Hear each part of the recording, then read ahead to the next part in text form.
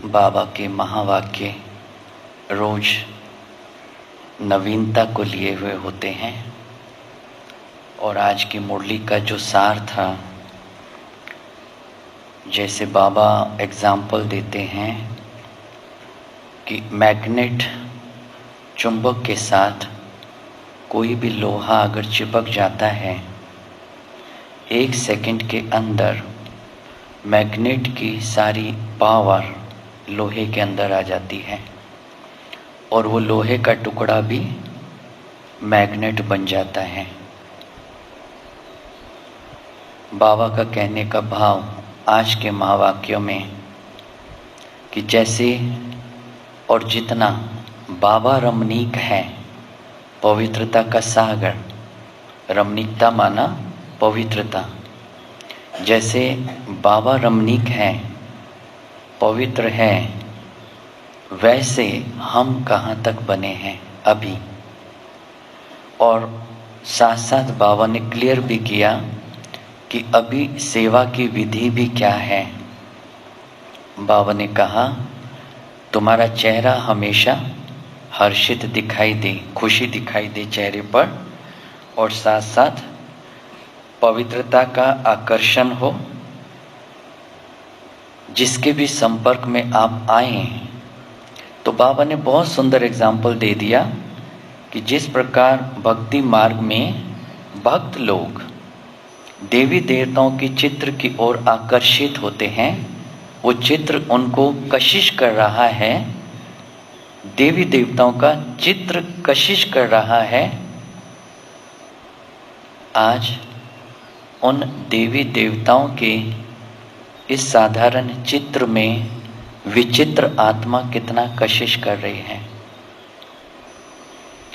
अगर भक्ति में देवी देवताओं का चित्र कशिश कर रहा है, उस कशिश का कारण क्या है? संगम युग पर उन आत्माओं ने अपने आप को उतना पवित्र बनाया। तो अगर वो मेरे चित्र हैं और वो भक्ति मार्ग के भक्तों को कशिश कर रहे हैं, कशिश का 2 ही आधार हैं भक्ति में भी। देवताओं का चित्र हमेशा हर्षित दिखाया है। हर्षित माना लौकिक खुशी नहीं, हर्षित माना भरपूर और संपन्न। आत्मा भरपूर है और संपन्न है। और दूसरा पवित्रता। यही 2 चीजें कशिश कर रही हैं। तो आज संगम युग के इस अंत काल में मैंने अपना व्यक्तित्व, मैंने अपना चरित्र, पर्सनैलिटी ऐसी बनाई जो आज मैं जिसके भी संबंध और संपर्क में आता हूँ या आ रहा हूँ, उसको वो पवित्रता की कशिश हो कि मुझे भी इनके जैसा अपना जीवन पवित्र बनाना चाहिए। और मेरे अंदर की संपन्नता और संपूर्णता से उसको भी ये आए कि मुझे भी अपनी आत्मा को भरपूर करना है आंतरिक प्राप्तियों से। भौतिक प्राप्तियों का जो सुख है, हमारे सामने आने से ही उनको भूल जाना चाहिए। अगर जो सिंप्लिसिटी आज बाबा ने कहा ना, तुम्हें बिल्कुल सिंपल रहना है ना। सिंपल तो बहुत बहुत गहरी बात आज बाबा ने बता दी है ये, कि साक्षात्कार और प्रत्यक्षता का आधार हमारा भौतिक स्वरूप नहीं बनेगा, हमारी कॉन्शियसनेस बनेगी, मेरी स्मृति बनेगी। आपको एक दृष्टांत बताता हूँ, शायद पहले भी सुनाया हो, कि जब साकार बाबा थे तो बाबा वहाँ पे गौशाला थी यज्ञ के अंदर, और उस गौशाला को जो व्यक्ति देखता था तो वो किसी कारण से चला गया। उस समय एक छोटा सा बच्चा था जिसका नाम शिव बालक है, जो अभी भी दिल्ली में पांडव भवन में रहता है। तो बाबा ने उससे पूछा, बच्चों क्या तुम दूध निकाल सकते हो? उसने कहा, बाबा मैंने कभी निकाला नहीं, कोई सिखाएगा तो निकाल दूंगा। तो उस दिन सारी गांव के जितनी भी गायें थी ना, उन सबसे केवल उसने 1 बाल्टी दूध निकाला। वो बहुत खुश और बाबा के पास लेके गया, बाबा देखो मैंने दूध निकाला। तो बाबा ने मम्मा को, बाबा ने ये नहीं कहा बस इतना सा दूध, बाबा ने अप्रिशिएट किया, अच्छा मम्मा देखो ये बच्चा दूध निकाल के लाया है। फिर बाबा ने कहा बच्चे ये जो गाय गोबर करती है ना, गोबर, उसका तुम क्या करते हो? कहा दीवार के उस तरफ फेंक देता हूँ। तो बाबा ने कहा नहीं बच्चों, उस गोबर से तो कोयले का चूरा मिला के आग के जलाने के काम लाया जा सकता है, भोजन बनाया जा सकता है, तो तुम बनाना आता है तुमको? कहा बाबा बनाया तो नहीं, कोई सिखाएगा तो मैं बनाऊंगा। तो बाबा ने कहा ठीक है, शाम को तुम वहां पर आना और कोयले का चूरा लेकर आना, बाबा वहां आएगा तुमको सिखाएगा। उस घड़ी बाबा शाम को उस बच्चे को खुद अपने हाथ से गोबर के अंदर कोयले का चूरा मिला करके और गोल गोल लड्डू जैसा बना के सुखाते थे। आपको मालूम है ना, ऐसा होता था पहले। उसी समय कोई वीआईपी आ गए और वो जो वीआईपी आया, पहरे पर जो बहन थी उसको उसने कहा कि मैं दादा से मिलने आया हूँ। तो दादा कहाँ हैं? तो वो जो बहन थी उसको इतनी समझ नहीं थी कि मैं पहले जाके बाबा को इन्फॉर्म करूं, बाबा वहां से आए और फिर इससे मिलें। वो उसको वहां पर ही ले चली जहां पे बाबा वो गोबर के वो बना रहे थे गोले। बाबा गोले बनाते जा रहे थे और उस बच्चे को देते जा रहे थे रखने के लिए, सुखाने के लिए। जैसे ही वो वीआईपी आया, बाबा वो सब बना रहे हैं, लेकिन उस वीआईपी को सामने बाबा दिखाई नहीं दिया। वो वीआईपी क्या देख रहा है कि श्री कृष्ण गोप के साथ गेंद से खेल रहा है। वो गोबर के कंडे नहीं दिखाई दिए, वो गेंद दिखाई दी। और बाबा क्या दिखाई दिया? विष्णु श्री कृष्ण दिखाई दिया। खेल किसके साथ रहा है? गोप के साथ खेल रहा है, गेंद से खेल रहा है। इस एग्जाम्पल में जो आज बाबा ने मुरली में बताया कि स्वरूप साधारण लेकिन स्मृति बहुत महान थी बाबा की, साधारण कर्म करते हुए भी बाबा ने हर अपने कर्म से ये सब करना सिखाया कि एक ऐसा कार्य करते हुए भी बाबा की स्मृति क्या थी, मैं भविष्य क्या बनने जा रहा हूं, वो स्वरूप हर समय बाबा की स्मृति में रहता था, जिससे आने वाले को बाबा का उस स्वरूप दिखाई नहीं देता था। तो यही आज बाबा कह रहे हैं कि बच्चे जैसे बाप रमणीक है ना, ऐसे तुम बच्चों को भी रमणीक होना चाहिए। वर्तमान समय हमारी स्थिति जो आज मुरली में बताई है ऐसी होनी चाहिए। हर्षित अर्थात आंतरिक खजानों से भरपूर और संपन्न, चाहे वो ज्ञान का खजाना है, चाहे योग का खजाना है, चाहे और अनुभूतियों का खजाना है, वो सब। और दूसरा पवित्रता, बेहद की वृत्ति हर आत्मा के प्रति। और उसके लिए पवित्रता का लेवल क्या हो, बाबा ने परसों की मुरली में बहुत अच्छा बताया था कि सर्वोत्तम सच्ची सेवा किसको कहते हैं। चिंतन कीजिएगा उस पर। तो बाबा दूसरी बात कि पवित्र आत्माएं अपवित्र आत्माओं को कशिश करते हैं, बहुत महत्वपूर्ण बात आज के महावाक्यों में थी। सब उनके चरणों में झुकते हैं। देवी देवताओं की मूर्तियां हैं, वो मूर्तियां सबको कशिश कर रही हैं।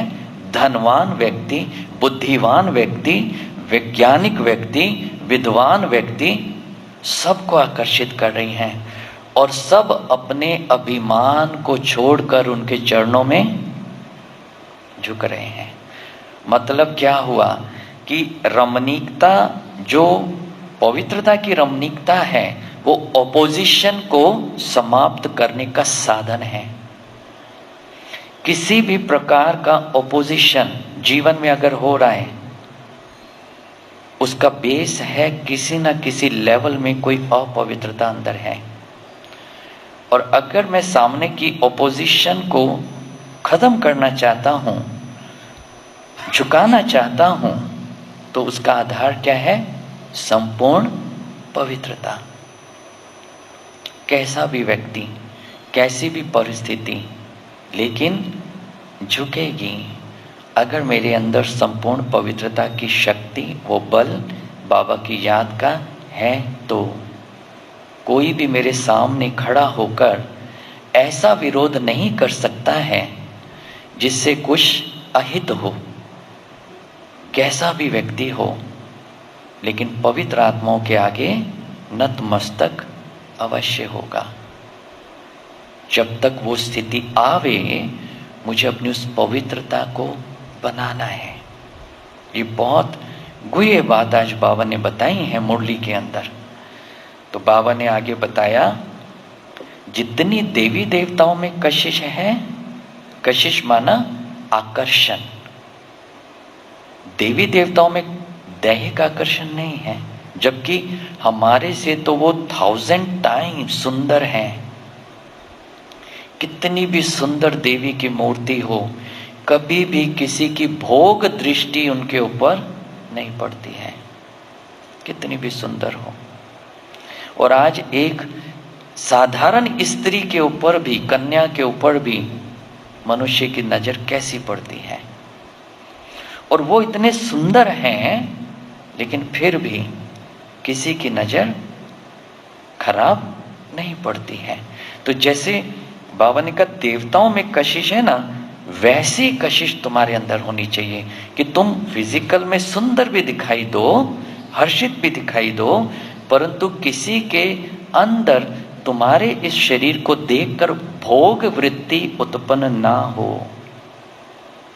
अगर मुझे देखकर किसी के मन में मैलापन आता है, भोग वृत्ति जागृत होती है, उसमें कहीं ना कहीं मेरा भी रोल है।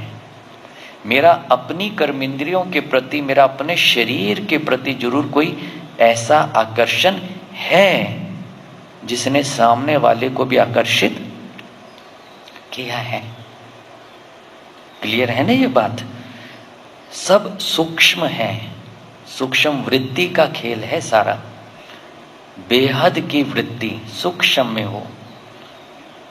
अविनाशी मैं आत्मा हूं, जितना जिसने ये स्वीकार किया है मैं आत्मा हूं, उतना उसकी पवित्रता, उसकी स्वच्छता अंदर से महसूस होगी, दिखाई देगी। मैं आत्मा हूं, ये सब आत्माएं हैं। गुलजार दादी से पूछा ना अंतिम समय में, दादी अभी क्या पुरुषार्थ करना है? एक ही उत्तर था, आना और जाना, बस। खेल समाप्ति की ओर है। आप लोग भी देखते रह जाएंगे, सारी दुनिया भी देखती रह जाएगी। अचानक से पलटा खाएगा ये ड्रामा किसी भी सेकंड में। अभी लेटेस्ट मैसेज आया है बाबा का, बच्चे ये जो वर्तमान दृश्य चल रहा है बीमारी का, लोगों के अंदर से निकल रहा है, भगवान ये कैसा कहर है।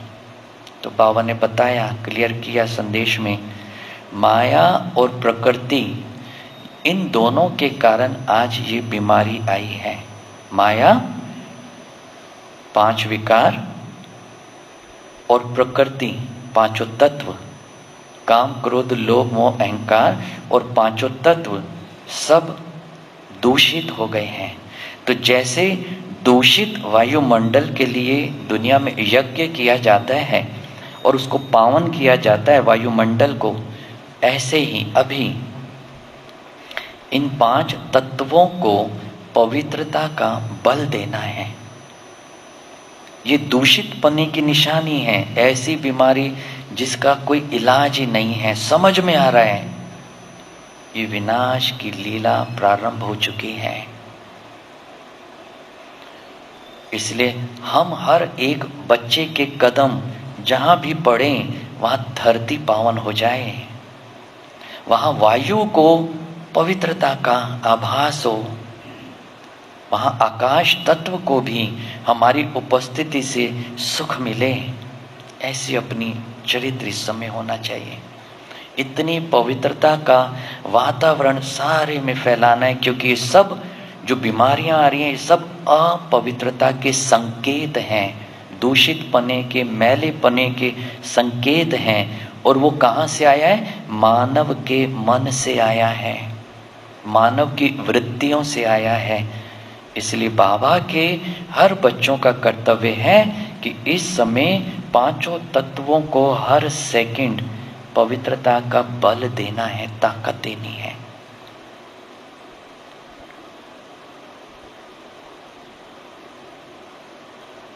इतना ही समाप्त करता हूँ। पॉइंट तो आज की मुरली में बहुत सारे हैं, बाकी लास्ट में एक सुंदर सी बात जो बाबा ने कही कि बाबा का बच्चा बनकर बाबा से अगर पूरा वर्षा नहीं लिया तो क्या किया? बाप को पाया, लेकिन बाप से क्या और कितना पाया? इंपॉर्टेंट बात ये है। भगवान को पाना ये कोई प्रारब्ध नहीं है। मेरा बाप करोड़पति है तो क्या? मेरा बाप है ना करोड़पति, मैं तो नहीं हूं ना। जब तक वो वसीयत मेरे नाम नहीं होगी, मेरा नशा नकली है। और अगर मेरी चलन वैसी नहीं है तो मेरा बाप मेरे नाम वसीयत करने वाला नहीं है। तो बाप का करोड़पति होना पर्याप्त नहीं है, लेकिन बाप से करोड़ों की संपत्ति लेने के लिए जो चरित्र होना चाहिए, वो मैंने कितना लिया है बाबा से। तो भगवान को पाया, लेकिन भगवान से क्या पाया और कितना पाया, ये चेक करना है आज। बाबा का बनकर ही खुश नहीं होना है। बाबा के तो ढेर सारे बच्चे हैं। क्या सारे ऐसे हैं जो बाप का नाम रोशन कर रहे हैं, जो बाबा का अपने स्वरूप से साक्षात्कार करा रहे हैं? कितने बच्चे हैं? ठीक है ना? तो अपनी संपूर्णता की स्थिति में, फरिश्तेपन की स्थिति में रोज के महावाक्यों को सुनकर अपनी आंतरिक ब्यूटी को बढ़ाना है, आंतरिक सौंदर्य को बढ़ाना है। ठीक है ना? तो जैसे जैसे समय मिलता जा रहा है, हम लोग बहुत भाग्यशाली हैं। समय वेस्ट मत कीजिएगा। एक एक सेकंड बहुत महत्वपूर्ण है। और संदेश में ये बात भी आई है कि किसी भी समय बाबा वतन से भी जा सकता है। बाबा वतन से गया, वो ड्रामा का लास्ट मोमेंट हो जाएगा, फिर शुरुआत है, और वो किसी भी घड़ी हो सकती है। इसलिए बाबा का कोई भी बच्चा टाइम वेस्ट नहीं करे, एनर्जी वेस्ट नहीं करे, और किसी से टकराए नहीं। सबसे बस जो भी सामने आए, क्लीन हार्ट, क्लीन माइंड, ये है वर्तमान की स्थिति। चलो बाबा के पास बहुत प्यार से, आंतरिक खुशी में कि हम सब कितने लकी हैं, कितने भाग्यशाली हैं, जो सृष्टि के अंतिम काल में भगवान के साथ हैं। भगवान हमारे साथ है।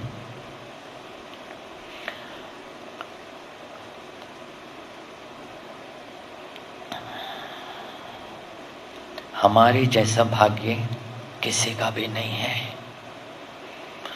इस भाग्य का हर पल सिमरण करो। हम किसकी छत्र छाया में हैं, हम किसकी गोद में बैठे हैं।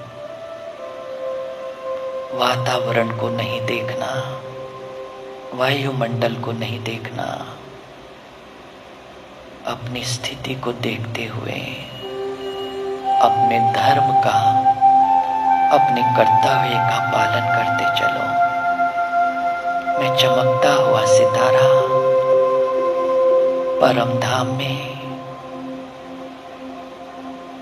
अपने प्यारे शिव बाबा के सामने